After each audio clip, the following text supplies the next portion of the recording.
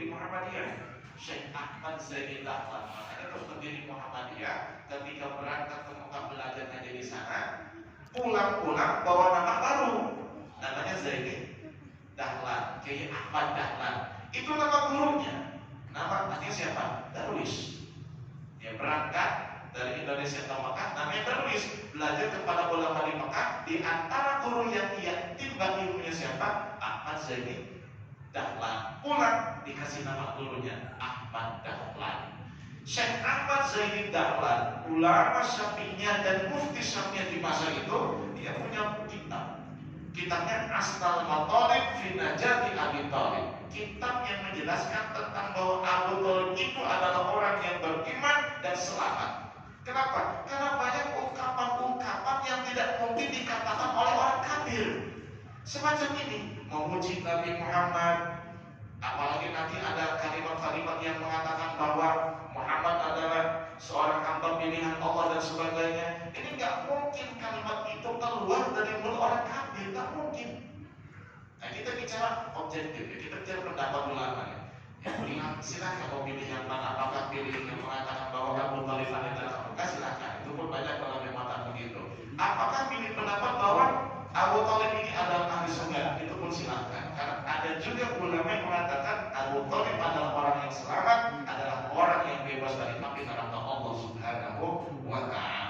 Kenapa? Karena banyak kalimat-kalimat, ungkapan-ungkapan Abu Thalib yang menunjukkan keimanannya kepada Nabi Muhammad SAW yang tidak mungkin itu diucapkan oleh seorang yang menyebutkan Allah ataupun yang kafir kepada Allah Subhanahu wa Ta'ala. Itu Abu Thalib. Ya. Meskipun kisahnya populer, ya, bahwa Nabi Shallallahu Alaihi Wasallam itu kan ditanya ya oleh Abbas, ya, wahai Rasulullah, apa balas budimu terhadap Abu Thalib yang sudah merawat? Kata Nabi Muhammad, wa fi dhahdah minan nar. Dia berada di dalam lapisan neraka yang paling bawah. Kalau bukan karenaku, dia akan tetap seperti itu. Namun karena sebab aku, Allah Subhanahu wa Ta'ala ringankan azabnya Abu Thalib. Itu ada di dalam hadisnya.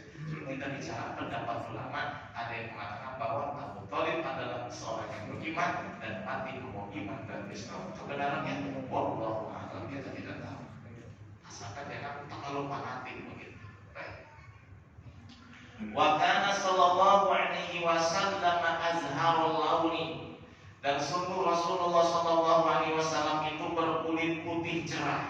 Ka'anna 'araqahul lu'lu'. Keringatnya bagaikan butiran mutiara. Idza masya takaffa'a. Bila mana berjalan ia condong ke depan. Wa kana sallallahu alaihi wasallam ahsanan nasi wajhan wa anwarahum. Rasul adalah manusia yang paling tampan wajahnya dan paling bersinar. Lam yasifhu wasifun illa syafa'ahu bil qamari lailatul badri. Tidak ada seorang pun yang menyebutkan keindahan wajah Nabi kecuali ia menyerupakannya dengan pancaran bulan di malam purnama. Saking indahnya wajah baginda Nabi besar Muhammad sallallahu alaihi wasallam. Makanya kata Nabi, wailun liman lam yarani yaumal qiyamah. Sungguh celaka orang yang tidak melihat wajahku, tidak berjumpa denganku pada hari kiamat. Mudah-mudahan semoga Allah Subhanahu wa Ta'ala mentakdirkan kita melihat wajah Nabi bukan hanya pada hari kiamat, tapi juga di dunia. Amin ya rabbal alamin. Ya, meskipun dalam mimpi, sungguh-sungguh dalam keadaan nyata. Amin ya rabbal alamin. Nah, kita harus begitu, ya. Kita harus merasa prihatin kalau memang belum pernah melihat wajah Nabi. Apa dosa yang sudah menghalangi saya hingga tidak pernah mimpi ketemu Nabi? Umur sudah kepala 5, bahkan sudah kepala 6, tapi belum pernah seumur umur mimpi ketemu Nabi. Pasti kan ada sesuatu. Pasti ada sesuatu. Nggak mungkin nggak pernah sama sekali. Nah, sesuatu itu apa? Apakah kita punya kebiasaan buruk? Apakah kita punya dosa yang belum kita tobati? Apakah kita punya amalan yang tidak disukai oleh Nabi? Introspeksikan terhadap diri kita sendiri masing-masing. Kenapa kok sampai detik ini kita belum pernah melihat Nabi meskipun dalam mimpi kita. Sebab kata Nabi, man yarani fil manam fasayarani fil yaqظah. Siapa yang melihatku dalam mimpinya, maka dia akan melihatku dalam keadaan nyata dan terjaga.